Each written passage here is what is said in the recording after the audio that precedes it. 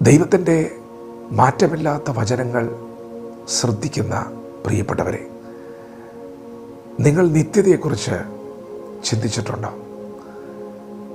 നിത്യതയുണ്ടെന്ന് നിങ്ങൾക്കറിയാമോ? നിത്യതയെക്കുറിച്ചുള്ള നിങ്ങളുടെ ബോധ്യം എന്താണ്? നിങ്ങൾ നിത്യതയെക്കുറിച്ച് കേട്ടിട്ടില്ലാത്തവരാണെങ്കിൽ ഈ സന്ദേശം നിങ്ങൾക്കുള്ളതാണ്. ദൈവം നിങ്ങൾക്ക് നൽകുന്ന സന്ദേശമാണ്. പ്രാർത്ഥനയോടെ ശ്രവിക്കണമേ. വിശുദ്ധ ബൈബിൾ പറയുന്നു, മനുഷ്യൻ അല്പായുസ്സുള്ളവനും കഷ്ടസമ്പൂർണനുമാണ്. പ്രിയപ്പെട്ടവരെ, നമ്മുടെ ജീവിതം കഷ്ടത നിറഞ്ഞതാണ്. ഈ ഭൂമിയിലെ മനുഷ്യൻ്റെ ജീവിതം ക്ഷണികമാണ്. ബൈബിൾ പറയുന്നു, ഏത് മനുഷ്യനും ഉറച്ചു നിന്നാൽ ഒരു ശ്വാസമത്രേ. അവൻ്റെ ആയുസ് ഏറെ ആയാൽ 80 സംവത്സരം. ഈ ഭൂമിയിൽ ജനിക്കുന്ന ഏതൊരു മനുഷ്യനും മരിക്കും. ഇന്നലകൾ ശക്തമായി നമുക്ക് നൽകുന്നൊരു സന്ദേശമാണത്. കോടിക്കണക്കിന് ആളുകൾ മരണത്തിനു മുമ്പിൽ കീഴ്പ്പെട്ടിരിക്കുന്നു. അവർ നേടിയതൊന്നും അവർ കൊണ്ടുപോയിട്ടില്ല. ദൈവഭക്തനായ ഇയ്യോബ് പറഞ്ഞു, നഗ്നനായി ഞാൻ ഈ ലോകത്തിലേക്ക് വന്നു, നഗ്നനായി തന്നെ ഞാൻ മടങ്ങിപ്പോകും. വിശുദ്ധ ബൈബിൾ പറയുന്നു, ഇഹലോകത്തിലേക്ക് നാം ഒന്നും കൊണ്ടുവന്നിട്ടില്ല. തിരിച്ചു പോകുമ്പോൾ നാം ഒന്നും കൊണ്ടുപോവുകയുമില്ല. പ്രിയപ്പെട്ടവരെ, മരണം ഒരു യാഥാർത്ഥ്യമാണ്. സകല മനുഷ്യരും മരിക്കുന്നു.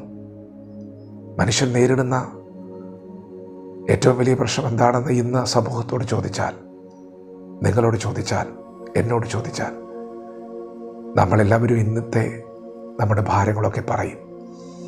അതിൽ ബൈബിൾ പറയുന്നത് മനുഷ്യൻ നേരിടുന്ന ഏറ്റവും വലിയ പ്രശ്നം മരണമാണെന്നാണ്.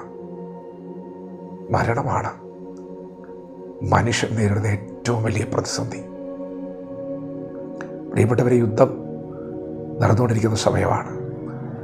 ലോകം മുഴുവൻ വലിയൊരു ക്ഷാമത്തിലേക്ക് നീങ്ങുന്ന സമയമാണ്. ക്ഷാമകാലത്ത് നമ്മുടെ പ്രശ്നങ്ങളൊക്കെ നാം എണ്ണി എണ്ണി പറയും. എന്നാൽ ബൈബിൾ എന്നും ലോകത്തോട് വിളിച്ചു പറയുന്ന ഒരു സന്ദേശമാണ്. മനുഷ്യൻ അഭിമുഖീകരിക്കുന്ന ഏറ്റവും വലിയ പ്രശ്നം മരണമാണ്. നിങ്ങൾക്കറിയാമോ, മനുഷ്യൻ്റെ ഉൽപ്പത്തിയെക്കുറിച്ച് സംസാരിക്കുന്ന പുസ്തകമാണ് വിശുദ്ധ ബൈബിൾ. ദൈവം ആദിയിൽ ആകാശഭൂമി സൃഷ്ടിച്ചു. ഈ ഭൂമിയിലുള്ള സകല ചരാചരങ്ങളെയും ദൈവം വാക്കുകൊണ്ട് സൃഷ്ടിച്ചു. എന്നാൽ നമ്മെ, മനുഷ്യനെ, ദൈവം തൻ്റെ സാദൃശ്യത്തിലും സ്വരൂപത്തിലും സൃഷ്ടിച്ചു. പ്രിയപ്പെട്ടവരെ, ദൈവം ആദ്യ മനുഷ്യനെ സൃഷ്ടിച്ചത് നിത്യതയ്ക്ക് വേണ്ടിയാണ്, തേജസ്സുള്ളവനായിട്ടാണ്. ലോകത്തെ വാഴുവാനുള്ള അധികാരമാണ് ദൈവം അവന് കൊടുത്തത്. അവൻ ദൈവത്തോട് കൂടെ നടന്നവനാണ്. എന്നാൽ ആദ്യ മനുഷ്യനായ ആദം ദൈവത്തോട് അനുസരണക്കേട് കാണിച്ച നിമിത്തം ഈ ഭൂമിയിൽ സകല മനുഷ്യരിലും പാപവും മരണവും വാഴ്ച തുടങ്ങി. ഭയങ്കരവും അതിശയകരമായിട്ടാണ് ദൈവം നമ്മെ സൃഷ്ടിച്ചത്. പക്ഷേ മരണത്തിനു മുമ്പിൽ, ശാപത്തിനു മുമ്പിൽ മനുഷ്യൻ അവസാനിക്കുകയാണ്. എന്നാൽ പ്രിയപ്പെട്ടവരെ, നമ്മെ സൃഷ്ടിച്ച ദൈവത്തിന് അത് കണ്ടു നിൽക്കാൻ കഴിഞ്ഞില്ല. ദൈവം തൻ്റെ പുത്രനായ യേശുവിനെ, നമ്മുടെ കർത്താവിനെ, നമ്മുടെ രക്ഷകനെ ഈ താണഭൂമിയിലേക്ക് അയച്ചു.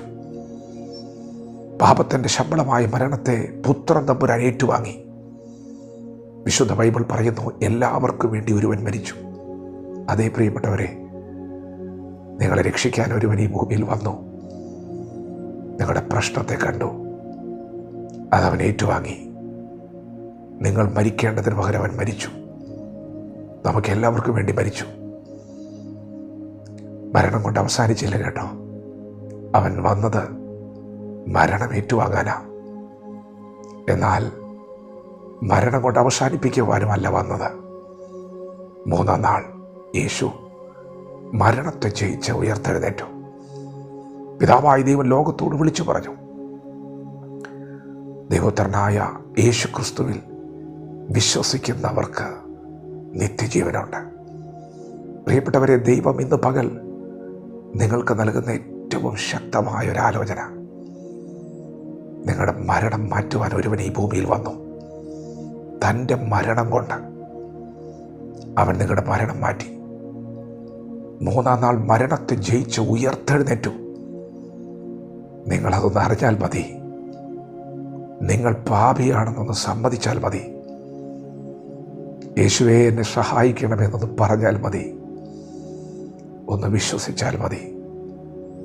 യേശു ക്രിസ്തുവിൽ വിശ്വസിക്കുന്നവർക്ക് നിത്യജീവനുണ്ട്. മരണത്തിനപ്പുറം ജീവിതമുണ്ട് എന്ന് പറയുന്നവൻ മരണത്തെ ജയിച്ച് ഉയർത്തെഴുന്നേറ്റവനാണ്. തന്നെ വിശ്വസിക്കുന്ന ഏവർക്കും യേശു ക്രിസ്തു വാഗ്ദത്തം നൽകിയിരിക്കുകയാണ്. എന്നെ വിശ്വസിക്കുന്നവൻ മരിച്ചാലും ജീവിക്കും, ഞാൻ അവനെ ഒടുക്കത്തെ നാളിൽ ഉയർത്തെഴുന്നേൽപ്പിക്കും. ദൈവപുത്രനായ യേശു ക്രിസ്തുവിൽ വിശ്വസിക്കുന്നവർക്ക് നിത്യജീവനുണ്ട്. ഇപ്പോഴാകുന്നു സുപ്രസാദകാലം, ഇപ്പോഴാകുന്നു രക്ഷാദിവസം. പ്രിയപ്പെട്ടവരെ, ഈ നിമിഷം നിങ്ങൾക്കുള്ളതാണ്. ഈ സന്ദേശം ദൈവം നിങ്ങൾക്ക് നൽകുന്ന ഏറ്റവും ശക്തമായ, പ്രധാനപ്പെട്ട, അടിയന്തരമായ സന്ദേശം. യേശുക്രിസ്തുവിൽ വിശ്വസിച്ചാൽ നീയും നിന്റെ കുടുംബവും രക്ഷ പ്രാപിക്കും. വചനത്തോട് പ്രതികരിക്കാം.